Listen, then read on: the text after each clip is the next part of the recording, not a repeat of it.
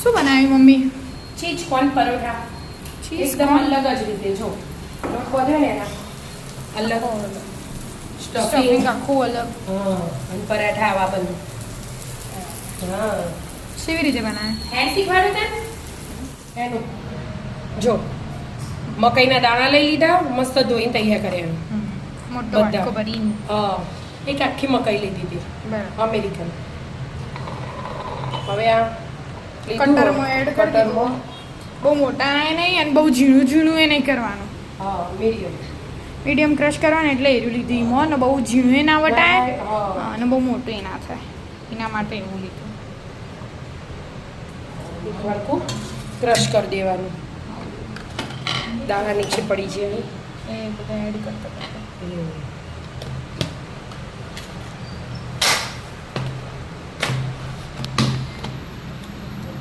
Pressure કરો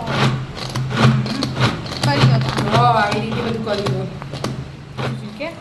કચરું કરવાનું આવે બેટા, બહુ ઝીણું નહીં બહુ મોટું એ નહીં.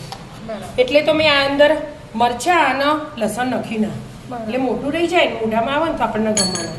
એટલે ખોડી દેવાનું લસણ અને મરચા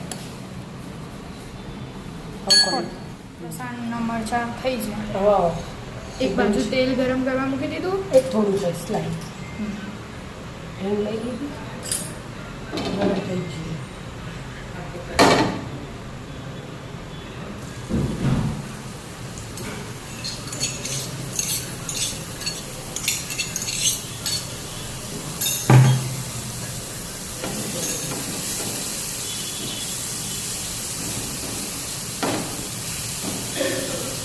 મકાઈ નાખી સીધી.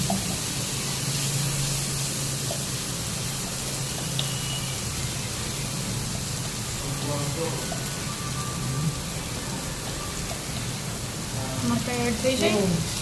હવે બધું મિક્સ કરી દઈએ.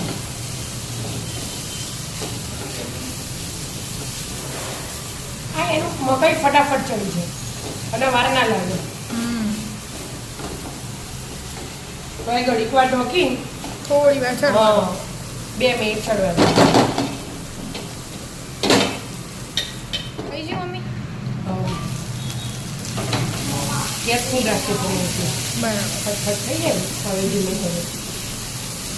આપણા ચોટા એવું નહીં ને એટલે ખબર ના પડે. ખબર ના પડે. હવે સીધા મસાલા. પહેલાં મીઠું. કોઈ પણ વસ્તુમાં મીઠું તો જોઈએ. મીઠું નાખી દીધું. બરાબર. ચીલી ફ્લેક્સ નો ઓરેગાનો બધું. આ એકદમ અલગ જ પરોઠા આવે એનો. મમ્મી તીખાવ આપણે ચીલી ફ્લેક્સ. ઘેર બનાવેલો એટલે તીખા બધું. અને ઓરેગાનો. મરી પાવડર ઘેર દળેલું છે.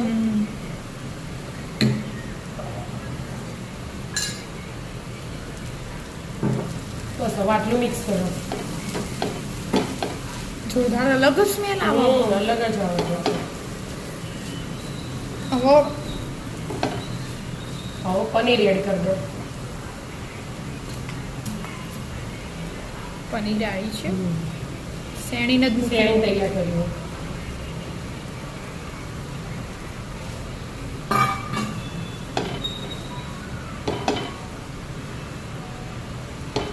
હવે 2 મિનિટ ચડવા દો.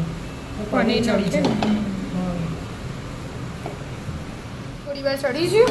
બેટા હવે દાણા. થોડા દાણા. ઓહો દાણા વધારે આવો. એવું?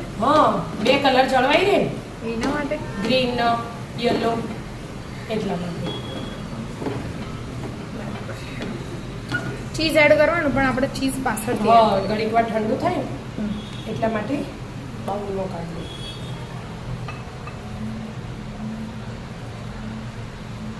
મસ્ત સ્ટફિંગ તૈયાર થશે. એકદમ અલગ જ. હવે ચીઝ એડ કરો એટલે હાથે મેલ્ટ થઈ જાય. બીજા પાસ્તા સોસ નખવો હોય તો એ નખાય, એનું શેઝવાન નખાય, જે નખવું એ નખાય. આપણે શેઝવાન નખ મમ્મી થોડી તીખાસ માટે. અને ટેસ્ટ અલગ આવે શેઝવાન. શેઝવાન એક ચમચી નાખીએ આપણે. ચીઝ વાટકો ભરીને ચીઝ આમાં જ નાખી દેવા એટલે દરેક પરોઠામાં હોય ને સીમવું ના પડે હા અલગથી લેવું ના પડે હા. એટલા માટે.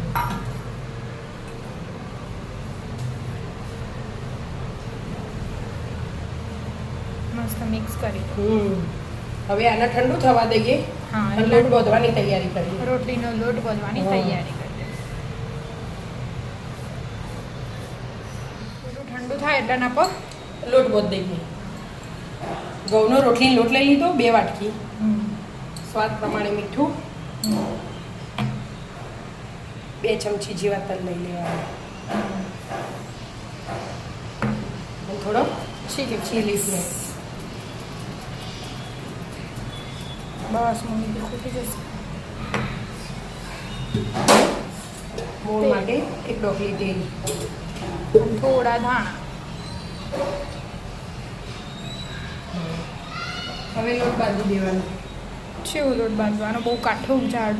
બહુ કાઠો હોય ને બહુ ઢીલો હોય નહીં એવું? આપણે રોટલીનો બોધ દે ને ઢીલો ઢીલો એનાથી સેજ કાઢો બસ બધું મિક્સ કરી દેવાનું પહેલા પછી પણ એડ કરી જવાનો લોટ બધી વાર બરાબર રોટલી જેવો બાંધી દો.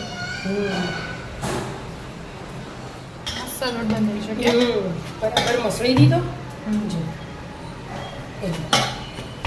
ઘઉંનો હોય એટલે સેટ થવા દેવાની જરૂર જ નહીં આપણે એટલે તરત જ ચાલુ કરી દેવાનું તૈયારી કરીએ. તૈયારી થઈ જઈએ. હો બેટા તવીએ મૂકી દીધી. ગરમ કરવા મૂકી દીધી આ ઠંડુ થઈ ગયું ધાણા કરાચી લોટ લઈ લેવાનો. મસ્ત પતલી પતલી રોટલી વળી દેવાની બહુ મોટું ગુલ્લું નહીં કર્યું નાનું નાનું જ નાનું કર.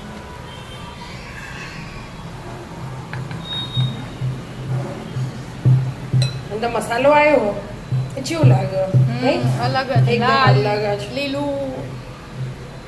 એટલે એનો એ ટેસ્ટ અલગ આવે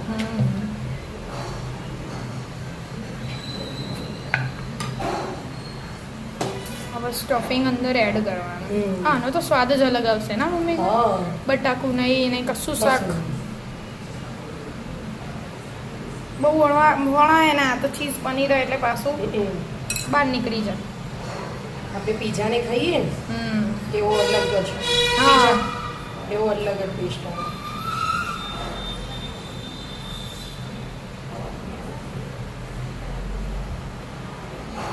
એકદમ ધીમા હાથેથી વળવું પડે એને કેમ તે ચીઝ પનીર આવ્યું ને એટલે પેલું એ થઈ ગયું એટલે